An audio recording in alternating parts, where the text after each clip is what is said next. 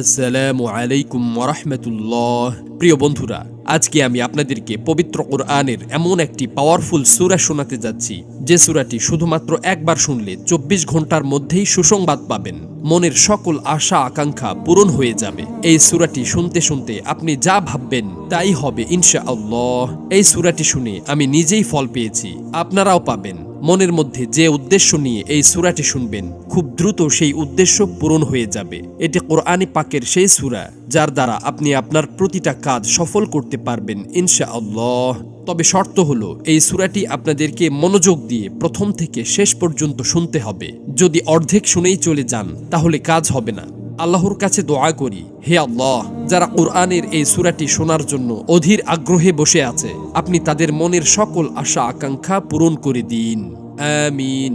Comment বক্সে আপনিও আমিন লিখে দোয়াতে শরীক থাকুন, কেননা কে জানে যে কার দোয়া কখন কবুল হয়ে যায়। তো চলুন সূরাটি শুনে নেওয়া যাক।